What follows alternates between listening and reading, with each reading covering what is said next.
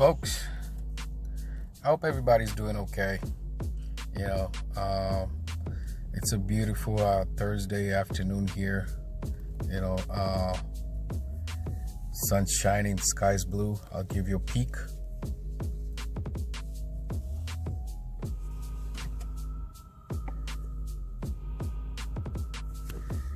You know, and I hope that wherever you're at, the sun is shining. It's beautiful outside, and even if it's not, hoping that you carry the type of person who carries your own sunshine on the inside, so that way no matter what kind of weather that you're experiencing, you always carry your own sunshine on the inside. In other words, being proactive. So this is Brian coming at you from the 7 Aspects of Life channel. The things that we do on a daily basis to help us to minimize our restrictions, our stoppages, our resistance, to stop us from slowing down, to smoothen out the potholes, to know where the pitfalls are, to make sure that we can detect all the landmines while we are on a daily basis working on fulfilling our purposes and working on also making our dreams come true. Obviously the purpose aspect of it being more important than the dream. The 7 aspects, the things that we take care of on a daily basis so they can take care of us. That's a vehicle that we use. When you put all of them together, they create the vehicle that will get you to your destination as you fulfill your purpose every day and work on your dreams, using your gifts. So, we all know, not we all know, but the 7 aspects are, your spiritual aspect, your spiritual aspect, your soul aspect, your, physical body aspect, your financial aspect, your social aspect, your renewal aspect, and your duplication aspect. There's videos, if you scroll down, there's video that explain, into a little bit more details on what each and every one of them are. But, I'm just mentioning them so that in case you're watching this video for the first time and you're curious what they are. So that's why I'm just giving a snippet. So on this video, I want to talk about the 3rd aspect of life, which is your physical aspect, in relation to the 7 habits of highly effective people. Again, the 7 habits of highly effective people, if you want to read the book by Stephen Covey, it's an amazing book. It changed my life completely. It flipped my life upside down. The way I used to look at life is not the same anymore after I read that book. And I'm hoping that if you haven't read it, that you should get either an audiobook or ebook or the regular paper book. And if you have read it, I'm hoping that it really had a serious impact in your life like it did mine. So that's why the 7 aspects, I would say, are the way that you conduct yourself, you conduct your life, along the process of you heading towards your destination as you fulfill your purposes on a daily basis and working on making your dreams come true. So these are the behaviors, the habits that we need to have in order to be most efficient with things and effective with people. And when I say people, I mean like starting even with yourself. So when it comes to the 3rd aspect of life, which is your physical body, in relation to the 7 habits, I'll start with the first one. The first habit being, being proactive. So proactive pretty much means that you are not controlled by outside circumstances. If you decide you're going to do something and there's outside circumstances that are kind of like trying to detract you from doing whatever that thing is, then because you have you are not just controlled by everything that's happening to you. You are in control. That's what being proactive means. It means that you're in control. So for example, you want to go to the gym, but your body's saying no. Because you're in control and not your body is, you'll take it to the gym unless it's telling you that it's sick or something. And even if with that too, if it's not enough sickness to stop you from going to the gym, you go to the gym, work out. If it comes to dieting, eating the right foods. You're not allowing your body to control you, because your body is your servant, not your master. I know sometimes we allow our bodies to be the master, and we know that things that were created to be servants make the worst masters. So when you're proactive, you do what is right, regardless of the outside circumstances, and regardless of what your feelings are. That's how I would say you'd apply the first habit onto the third aspect of life, which is your physical body aspect. You could maybe go to sleep, if that's what it takes. You don't want to go to sleep, but you know that it's important that you do it, because you're being proactive. You will again listen to what's wise, what's smart to do, and you will do that despite what despite you feeling like you're split into two between what you want to do and what's important to do. So there's many other examples that you can put on there of being proactive and not reactive. An example I could use on being reactive is say, for example, you go to a store and you're buying groceries and you see a bag of chips that maybe you're not supposed to be eating, and because you have an outside stimulation, you have an outside circumstance that's asking you to do something that's contrary to what you're planning on doing. If you're a reactive person, then you'll just grab the bag of chips. You'll listen to the bag of chips. You'll listen to your body craving for that bag of chips. But if you're proactive, you have the ability to tell yourself no. You are in control. That's what proactivity means. You're in control. The second habit is starting with end in mind. So what that means is that not because that that you're in control of your physical aspect of life, then you build whatever it is that you want to build, and get rid of all the other paradigms, ways of thinking that were not working out for you when it came to you taking care of the physical aspect of your life. And that could be the best way I would say it is like look at the end of your life and how do you want your physical aspect to look like. Yes, I know we're all growing older, but you can grow older gracefully. You can just end up going to meet the Creator, not because of any disease, but because it was your time to go, and because you just gave up the spirit. There's people who die just because they were old, not because they were sick, not because they were a disease took them out. It's because maybe they're finished fulfilling their purposes and they just left. There's people who just leave, and you can decide that that's what you want based on a healthy lifestyle that you live.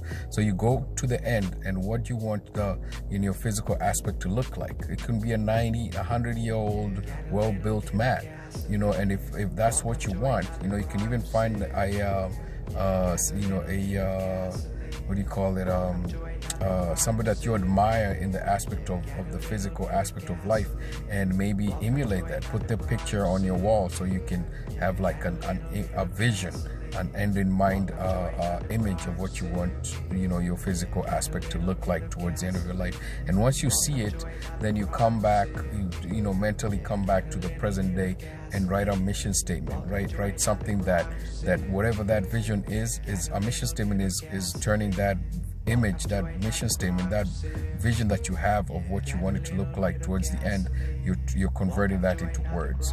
And obviously it's you have to try different versions of the mission statement until you come up with one that you're absolutely satisfied with. But sometimes it takes a while before you can come up with something that you feel like really explains clearly what you're trying to do. I'm just opening the windows here because it's kind of getting hot, so that's one of the things that you get to do. You write a mission statement, it's a blueprint. You're creating a blueprint of like I always say, like I said on the third aspect, and the first is the second habit is starting with the end in mind, is creating a blueprint of whatever it is that you want the end of your life to look like, as far as the third aspect, your physical body, is concerned.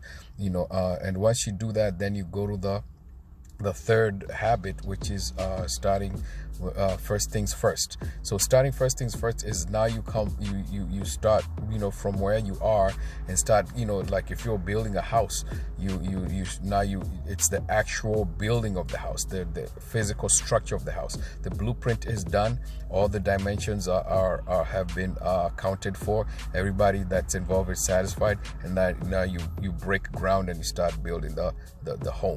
Now in this case, you start building the body that you want to have towards the end of your life, or maybe it doesn't have to be the end. It can be in the next 2 years, the next 5 years, the next 10 years. You can split it up into years and months and weeks, but you're really just starting with the end in mind. So you start doing all the activities that you need to do. If it comes to, maybe if it's working out, there's a certain type of body you want to have.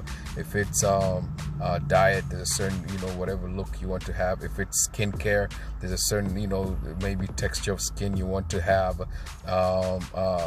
Whatever it is that you need to do to take care of your physical body based on what you want it to look like towards the end of your life, or towards the end of a certain period, you start doing that. That's the third habit. First things first. So you start doing those things first. You start working on those things first. So anything else that you used to do, you don't do anymore. It becomes like the first activities that you work on. So the first habit is letting you know that you're in control. The second habit is telling you, okay, what is it that you want to build? See it, put it on paper, visualize it. And the third one is start building it. That's first things first. Now the fourth habit is win-win.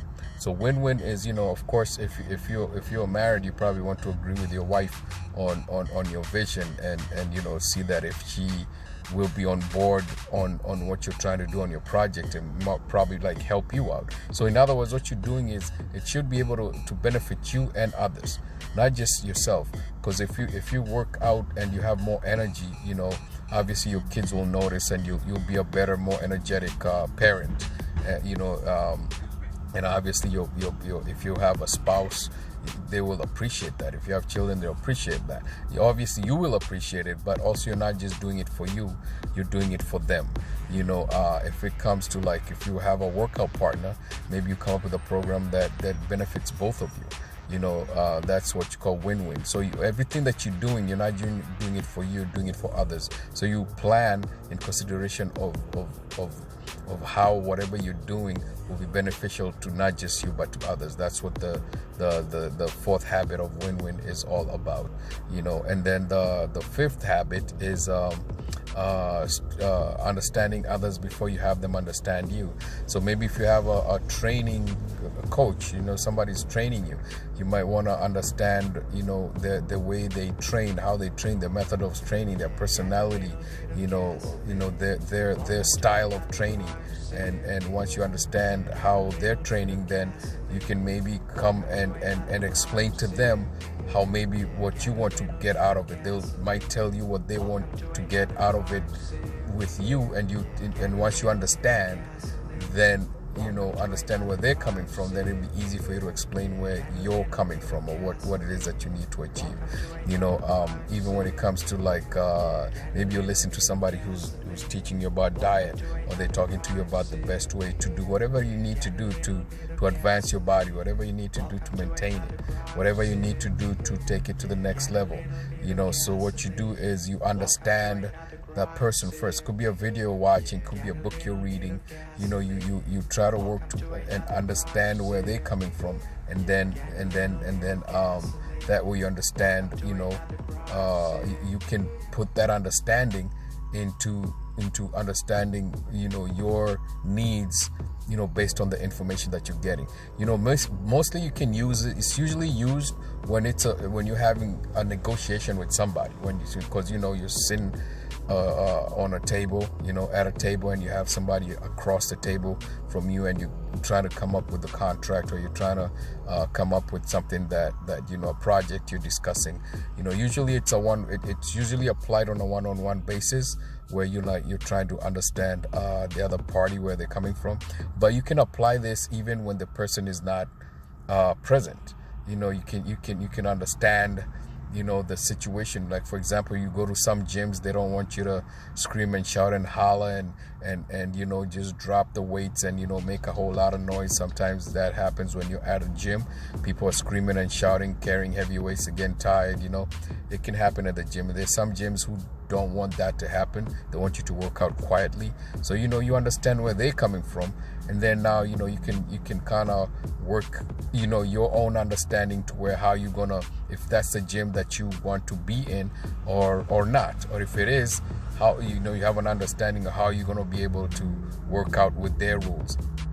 So there's that aspect. There's many other ways you can apply it. I'm sure people are listening to this video some of you guys are smarter than me, and you can definitely come up with many other ways that you can apply the fourth habit, which is understanding the fifth habit, which is understanding others before you have them understand you. It's pretty much like letting the other person talk first, understanding, not sympathetic but empathetically listening and understanding them, so that you can get a chance for them to understand you. And going to the sixth habit is synergize. So synergizing is I like this verse, this phrase. It's celebrating your differences. When you meet somebody who has different skills than you work together, you put your two skills together and you come up with a result, a synergetic product, a synergetic result that you would not have come up with if it was just you working on that project. So when it comes to your physical, taking care of your physical aspect, there's doctors, there's people who help you, there's gym partners, there's trainers, there's dietitians, there's all kinds of people who are very intelligent, very wise, and very skillful in what they do when it comes to the physical aspect of your life. And you can synergize with them. So if you have a partner, like I used to, I wish he was still here. I used to have a partner who was a whole lot stronger than me when it came to working out, because I love working out at the gym. He was a whole lot stronger than me, and there's some things he would like to do more than I did. Like, for example, he loved to he would do all the angles of the chest workout, and there's some chest workouts I didn't like, and that were his favorite. So when I was working out with him, I would end up doing them because he was with me, and there's some other exercises that he didn't like to do, but because I did, he would end up like working those exercises out because I was there with him. Or there's people who are good at running and you're not. You can help them. They can help you to motivate you to run if you need to run, and maybe they don't like going to the gym. You motivate them. So what you're doing is you instead of fighting over the differences, you find a way to put those differences into work. You merge them together and see what can be produced. So there's many applications when it comes to that habit into the third aspect of life, which is your physical aspect. The last but not least is the seventh aspect, which is seventh habit, which is sharpening your saw. So when it comes to sharpening your saw, that means that whatever you're working with, make sure it's in tip-top condition. Make sure it's in good condition. Make sure it's before you put it to use, make sure that it's working good. I gave an example on the other aspect that I talked about, the aspect, the soul aspect. It's when an airplane lands, they do some serious major maintenance on it once, or most on a regular basis. That airplanes have major maintenance is done on them, but also when the pilot's about to take off, when the airplane's ready to go, the pilot will do a walk around. They'll walk around the airplane and just have a look to see if they can see anything that might be of concern to them. They'll walk around the airplane. So when it comes to sharpening, so he's trying to make sure that the equipment he's about to use, the airplane is about to fly, is in tip-top sharp condition. So what is he doing? He's sharpening. When they did the maintenance on the airplane, they sharpened the axe. And then when he did the walk around, that's also a process of sharpening the axe. They're making sure that whatever they're about to use is in tip-top condition. So when you're about to go work out, you've rested well, you're taking supplements, making sure that you're well hydrated, making sure that you got the right equipment. So what are you doing? You're making sure that before you go and ask your body to deal with this stressful situation that you're about to put it up against at the gym, that it's in a good working condition, that you have sharpened the axe, that you are going in there ready to work. You're not like half tired or half energy, or even though sometimes some people go to the gym with half energy and come out of it with more energy, but it's better if you go in there with your axe, metaphorically speaking, sharpened. Your body is in good condition to work out. I know it's ironic, you're going to the gym to be in a good condition, but you also have to be in a good condition to work out. Now, good condition is relative, because if you're starting to work out for the first time, obviously you're not in the best condition ever. If you haven't worked out in a long time or haven't worked out at all, you probably might not be in the utmost, topmost condition, but you can still prepare, to the max before you start working out. Maybe all the things that you need to do to prepare, to make sure that you have a good workout session. When it comes to diet, maybe you're reading, you're listening to people who understand, diets, who understand how, the best way to work on your body when it comes to food. You're sharpening your axe, before you dive into it. You're filling yourself with knowledge and understanding before you dive into it. So when it comes to maybe even massage, you can read up before you get to have a massage. There are different kinds of massages, and if you don't know, then you might end up getting a great massage, but there's probably one that will work even better for you. So what are you doing is you're kind of sharpening the axe by gaining knowledge on before you do something.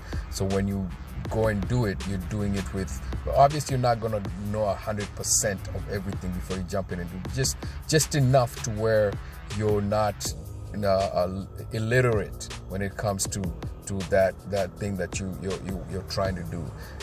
You have some kind of education on what it is that you can, and then not that you stop there, you constantly accumulate knowledge and understanding. So as the days go by, as the years go by, you're getting better and better at what you're doing, and knowing about what you're doing.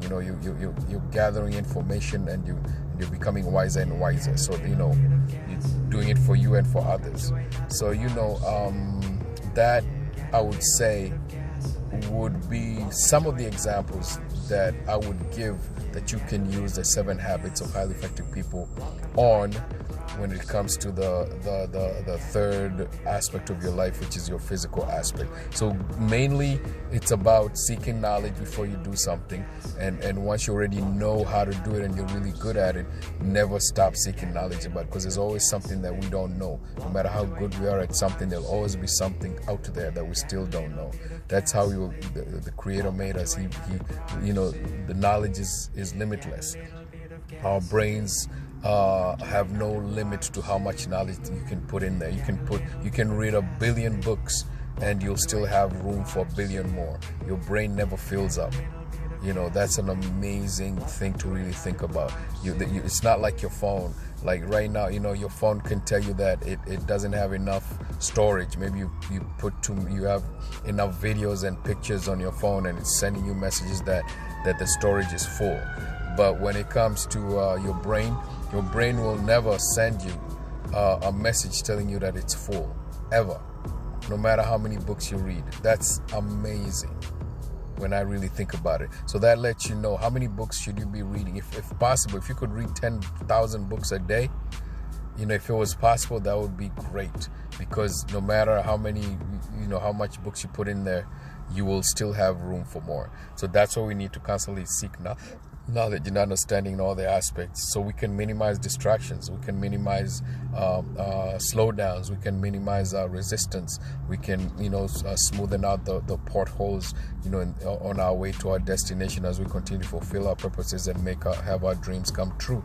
We can continuously do maintenance work or troubleshoot in case we need to repair anything, and we can continue to upgrade.